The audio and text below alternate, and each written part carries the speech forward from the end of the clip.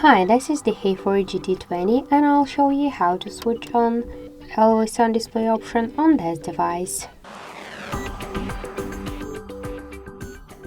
So we should first get the Muviz Edge application from the Play Store. That's why open the Play Store and enter the Muviz Edge. Now we should get this application. That's why tap the install button and wait a couple of seconds.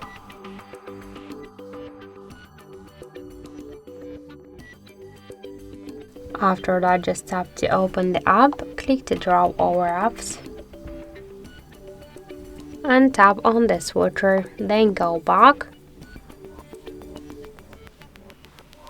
tap to edit this action and here select one from this available tabs, tap to apply and just lock the device. So now we could see that the Always On Display option successfully activated. So that's it, thank you for watching, and if you find this video helpful, leave thumbs up and subscribe.